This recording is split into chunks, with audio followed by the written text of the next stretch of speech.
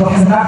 میں عرض کر رہا تھا کہ جس طریقے سے وہ نوجوان نجمالدین کی یہ خواہش تھی کہ میری شادی ایسی خاتون سے ہو کہ جو میرے ہاتھ کو پکڑ کے جنت کی طرف لے کے جائے، یا میری خواہش یہ ہے کہ جس طریقے سے میں دنیا کی طرف آ جاؤں تو دنیا سے مجھے نکال دے، اور اس طریقے سے ایسا بیٹا پیدا ہو کہ بیت المقدس کو جو ہے غلامی سے آزادی عطا فرما دے۔ اب حضرات محترم میں انہیں آگے کے جملے کو بڑھانے کی کوشش اس لیے کیا ہے تاکہ آپ کا ذہن تھوڑا سا بھی اگر ادھر سے ادھر ہو گیا ہو تو پھر اپنی جگہ پہ آ جائے۔ اب سنیے گا کہ اس عراق کی ایک خاتون کی بھی یہی خواہش تھی کہ میری شادی اس جوان سے ہو کہ جب میں اگر کسی اور طرف چلی جاؤں تو وہ نوجوان میرے ہاتھوں کو پکڑے اور مجھے جنت کی طرف لے کر چلی جائے۔ اب جو ہے اس امام صاحب نے کہا تھا کہ ٹھیک ہے، اچھا یہ بتاؤ کہ اب تمہاری دوسری خواہش کیا ہے؟ وہ خاتون یہی کہتی ہے کہ میری دوسری خواہش یہ ہے کہ میں دنیا کی طرف اگر بیزار ہو جاؤں تو دنیا سے مجھے نکالے اور جو ہے جنت کا راستہ دکھائے، اور تیسری خواہش یہی ہے کہ بیت المقدس جو ہے جو اس وقت جو ہے یہود و نصارہ کے قبضہ میں ہے ان سے انہیں آزادی مل جائے اور مسلمانوں کو بیت المقدس دوبارہ سے حاصل ہو جائے۔ میں چاہتی ہوں کہ ایسا نوجوان مجھے ملے، میں اس سے شادی کروں۔ اب حضرات محترم توجہ کے ساتھ سنیے گا، بڑا پیارا جملہ آ رہا ہے، قسم خدا کی اگر اس جملے کو اگر آپ سمجھ گئے تو آپ یقین مانیے کہ آپ کے ایمان کے اندر ایک نئی چاشنی پیدا ہوگی۔ جناب محترم جب اس خاتون کی یہ خواہش تھی اور جناب نجم کی یہ خواہش تھی، دونوں کی خواہش جب ٹکرا گئی، جب دونوں کے جو ہے طریقے مل گئے، تب جو ہے اس وقت کے شیخ کامل جو اس مسجد کے جو امام صاحب تھے انہوں نے اس خاتون کا اور جناب نجم الدین ایوب کے رشتے کو جو ہے طے کر دیا، شادی کرا دی۔ اب شادی کرانے کے بعد جب اللہ نے ان دونوں کے ذریعے سے اللہ رب العزت نے جب ان دونوں کو ایک بیٹا عطا فرمایا تو آپ جانتے ہیں کہ وہ بیٹا کوئی اور نہیں تھا۔ اہل اسٹیج اس جملے کو سنیں گے تو مچل جائیں گے، اس لیے کہ آنے والا جملہ ہی بہت زبردست ہے۔ حضرات جب ان نجم الدین سے اور اس عورت کے ذریعے سے جب بیٹا پیدا ہوا تو اللہ رب العزت نے اس بیٹے کے ذریعے سے بیت المقدس کو جو ہے یہود و نصارہ سے آزاد فرمایا تھا، اور یہاں تک کہ اس خاتون کو جو ہے ایک دوسرے کے طریقے کو سمجھ کر کے جو ہے زندگی گزارنے والے مل گئے تھے۔ اور آپ جانتے ہیں کہ ان دونوں کے ذریعے سے اللہ نے جس بیٹے کو عطا فرمایا تھا وہ بیٹا اور کوئی نہیں بلکہ اس بیٹے کا نام حضرت صلاح الدین ایوبی رحمۃ اللہ علیہ، حضرت صلاح الدین ایوبی رحمۃ اللہ علیہ ہے۔ اتنی بڑی ذات مبارکہ جنہوں نے پیدائش کے بعد جو ہے اللہ نے جیسے جیسے عقل عطا فرمایا، اللہ نے جیسے جیسے عمر عطا فرمائی، اب جناب صلاح الدین ایوبی رحمۃ اللہ علیہ جو ہے بیت المقدس میں جو یہود و نصارہ کا قبضہ تھا اس یہود و نصارہ کے قبضے کو ختم فرمایا اور مسلمانوں کے حصے میں جو ہے بیت المقدس آ گئی تھی۔ حضرات اس واقعے کو بتانے کا مقصد میرا یہ ہے کہ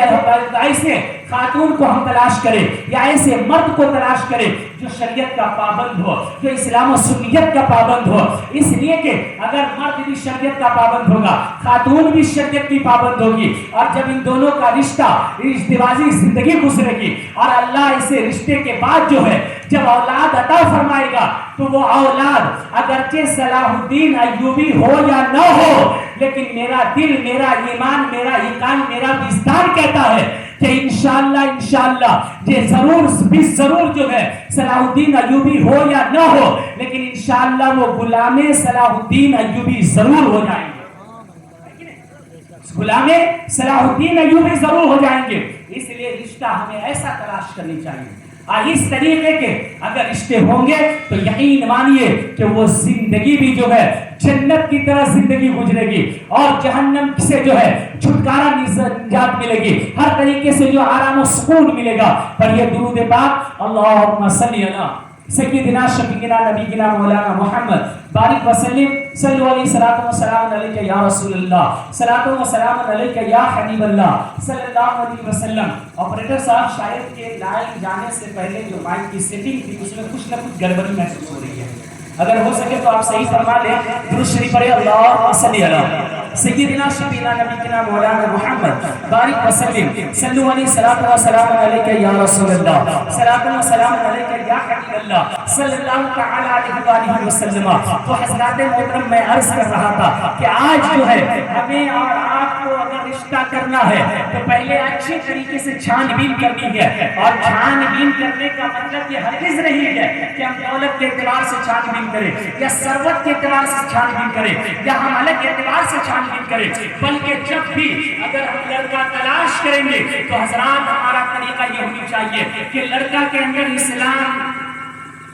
میں صحیح کی نا چیچا کی آواز آ رہی ہے، آواز صحیح کی نہیں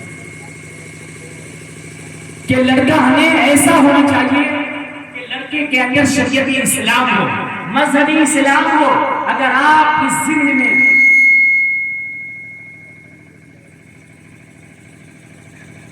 درود شریف پڑھیے، اللہم صلی علی سیدنا شفیعنا نبینا مولانا محمد بارک وسلم صلو علیہ الصلوۃ والسلام علیک یا رسول اللہ صلی اللہ تعالی علیہ وآلہ وسلم۔ میرے کہنے کا مطلب ہے یہ حضرات کہ شریعتی اسلام کے اعتبار سے اگر ہم اور آپ نے رشتے کو طلب کیا تو یقیناً وہ رشتہ جو ہے ہمارے اور آپ کے گھروں کو جو ہے جنت بنا دیا کرتا ہے، اور اگر رشتے میں کسی طرح کی کوئی خرابی ہوتی ہے تو یاد رکھیے کہ انسان جیتے جی جو ہے وہ اپنے آپ کو موت والی زندگی تصور کرتا ہے۔ اس لیے اگر جس خاتون کی شادی ہوئی ہے یا جس مرد کی شادی ہوئی ہے اور اس گھر میں جو خاتون آئی ہے، حضرات میں یہ عرض کرنا چاہوں گا کہ رشتہ ازدواجی یا میاں بیوی والی زندگی جو ہے چین و سکون کے ساتھ گزارنا ہے، اطمینان و سکون کے ساتھ گزارنا ہے۔ مثال کے طور پہ اگر بیوی کہتی ہے ہمیں یہ چاہیے اور اگر شوہر منع کر دے تو اس بیوی کے اوپر لازم اور ضروری ہے کہ اپنے شوہر کی باتوں کو مان لے۔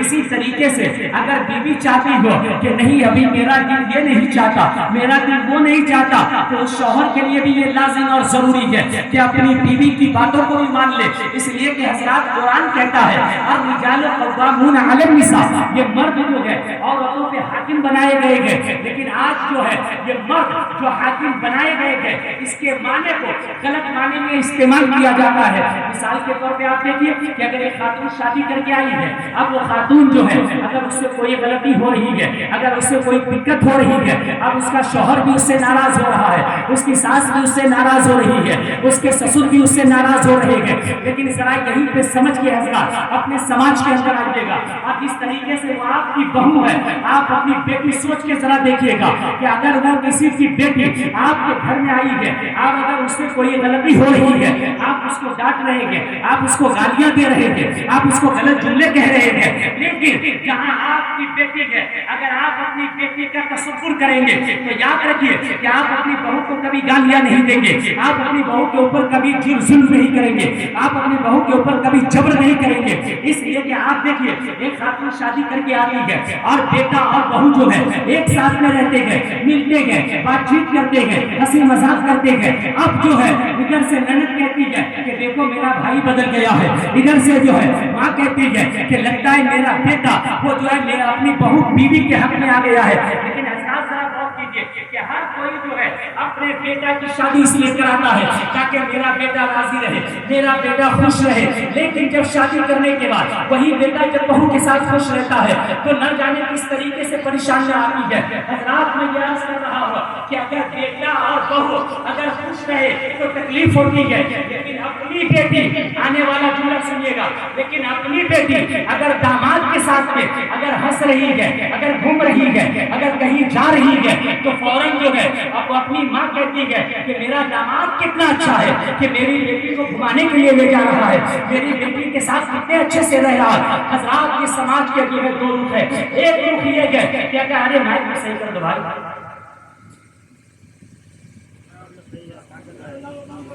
صحیح کیجیے نا، آپریٹر صاحب نہیں ہے کیا؟ اللہم صلی علی سیدنا مولانا محمد بارک وسلم صلی اللہ علیہ وسلم علیہ یا رسول اللہ صلی اللہ تعالی علیہ وآلہ وسلم۔ تو حضرات محترم، میں عرض کر رہا ہوں کہ اسلامی اعتبار سے اگر شادی کی جاتی ہے تو یقیناً جو ہے وہ رشتہ دنیا میں بھی کامیاب ہے، انشاءاللہ وہ رشتہ آخرت میں بھی کامیاب ہوا کرتا ہے۔ اس لیے ہمیں اور آپ کے لیے ضروری ہے کہ ہم اور آپ جب بھی رشتہ طلب کریں تو شریعت کے آئین، قوانین اور ضوابط کو مد نظر رکھیں۔ یاد رکھیے کہ جو رشتہ شریعت کے اعتبار سے منعقد ہوتی ہے وہ رشتہ ہمیشہ کامیاب و کامران ہوا کرتا ہے۔ آپ نے ایک بزرگ جناب شیخ کا جو ہے شاہ کرمان کے نام سنا ہوگا، وقت کے بہت بڑے بادشاہ ہیں حضرات، بہت بڑے بادشاہ ہیں، اور ان کی ایک بیٹی ہے، حسین و جمیل بیٹی ہے، خوبصورت بیٹی ہے، بڑی اچھی بیٹی ہے، پڑھی لکھی بیٹی ہے، تقوی و طہارت والی بیٹی ہے۔ صرف ایسی بیٹی نہیں کہ جو صرف خوبصورت ہے، بلکہ ایسی بیٹی ہے کہ جس کا بھروسہ دنیا دار پہ نہیں ہے۔